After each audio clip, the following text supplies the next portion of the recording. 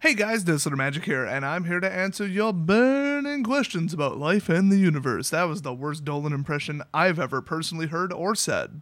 Also, these are just specific to Ixalan and the storyline, so if you haven't seen part 1, I doubt these are chronological, but, I mean, if you want to be a perfectionist, go watch that first. So let's just jump into it. Number 6, is Saint Elenda still alive? If so, what has she been up to for the last couple generations? Now, before I read the answer, I do believe that was the first person to take the vampirism curse blessing thing, whatever. She did it, something about that she could protect some, I don't freaking remember. The answer is actually pretty funny. The story team said, vampires do have a habit of not dying, don't they? Not in the video games I'm playing. As for where she is, wherever it is, we have a feeling she has no idea what the Legion of Dusk has gotten up to since she left. So, no vampire, what would that be, telepathy? You know, no wireless communication between the vampires, I guess. So she just straight up left. I don't remember why she left. I think they said she left after the immortal sun got stolen because that was like the reason she became a vampire or something, so that she could like guard it or teach people something. I totally blanked on that part. So, number 7, did vampirism exist on Ixalan before the age of Saint Elenda? I think they actually answered that. Does the Legion of Dusk believe that the immortal sun will actually cure their vampirism, or just that it will provide a righteous immortality for those of their faction who haven't been turned yet? Now, I thought they actually mentioned that too, so that's a good point. The answer apparently is vampirism did not exist on Ixalan before Elenda. That's interesting because I thought that she, like, learned it. Did they say from a traveling planeswalker, or was it from, like, a book? I don't remember. They said, like, she studied the dark arts, so, like, who wrote whatever she was learning. That's actually really interesting, and they're really moving forward and not backwards. I think they've kind of established the history.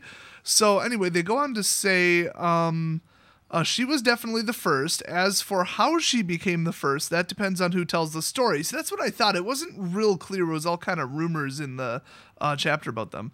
The Legion of Dusk believes that she used dark magic to give herself, or to give the gift to herself. Okay, that's what I thought. But Mavrin Fane also believes she's 9 feet tall. So there's probably something else going on there. I mean, I recall them being really specific that there was like a ritual and stuff, and I don't know. But yeah, it could have been like a traveling vampire planeswalker. I don't know, whatever. We probably won't find out. But I do remember they said she was 9 feet tall, so it seems like some of the things got a little twisted over time. The Legion of Dusk believes recovering the immortal sun will give them eternal life without the need for blood. Now, see, that I remember reading in the story. This guy should have paid attention.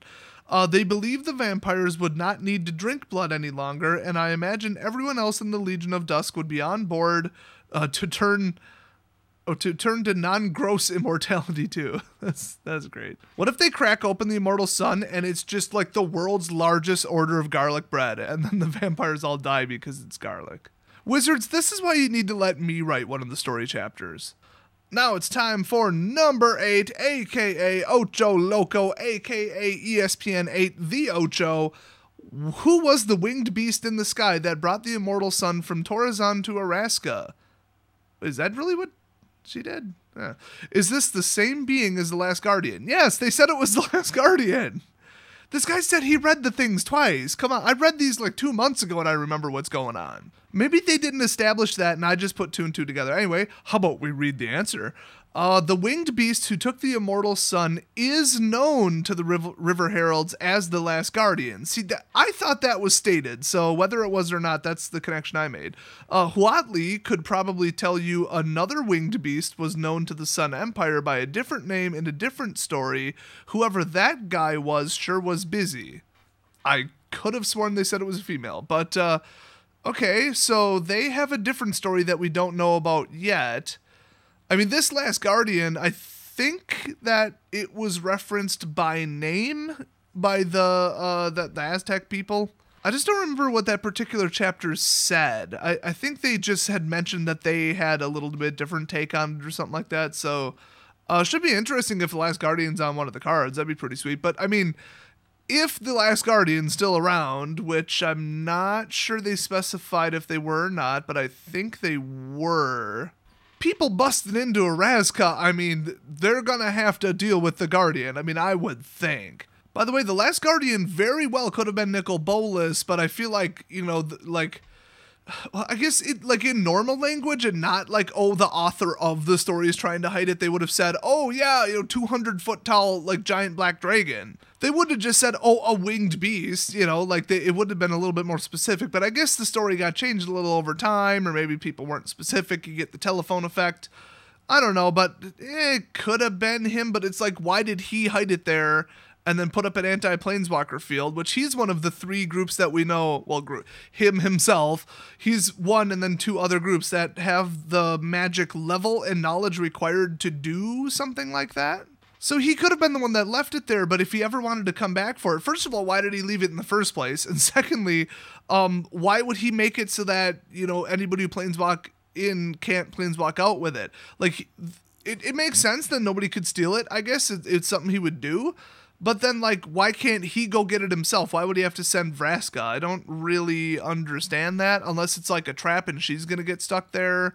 And remember, there's an interplanar tether magic where it's like pulling a string and ringing a bell, and then someone's going to, like, come do something, I guess. So it could be the Last Guardian hired by Nicol Bolas. I doubt it's going to be him himself, and I don't think that he's the Last Guardian / Wingbeast.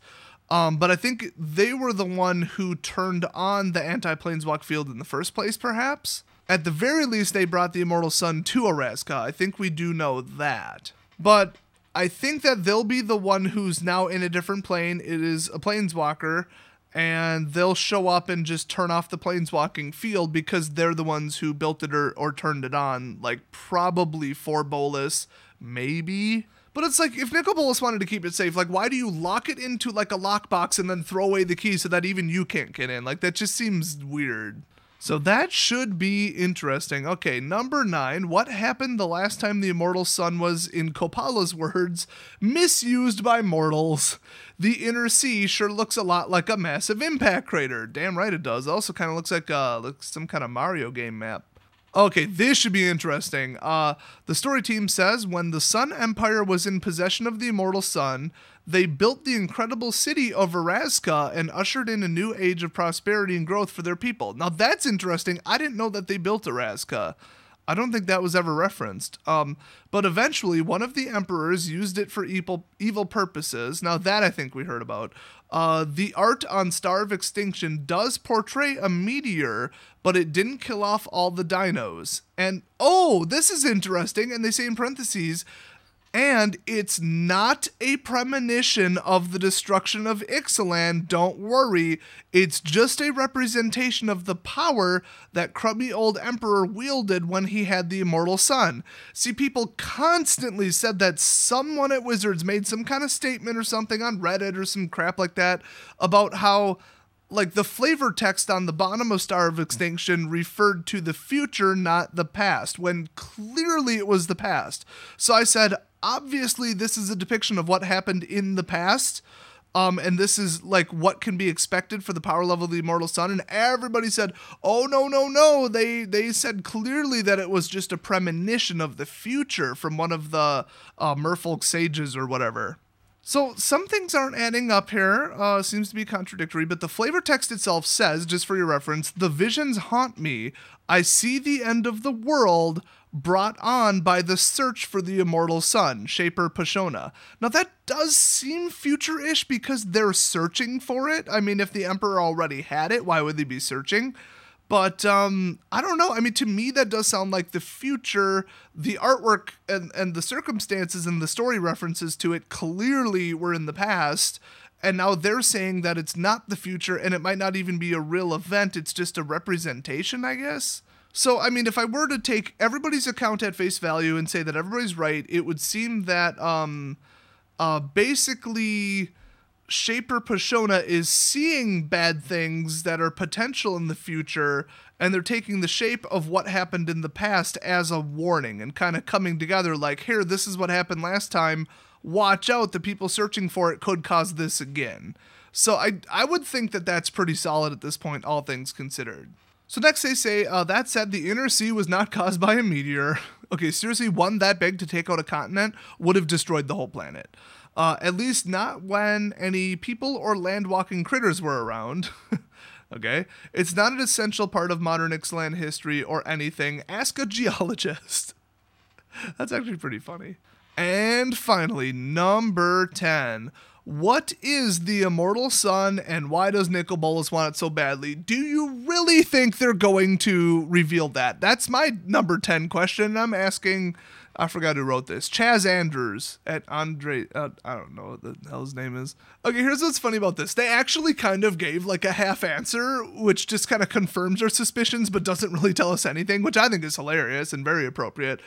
They said, and I quote, "It's a super duper powerful artifact, and Nicol Bolas has one very specific use in mind for it."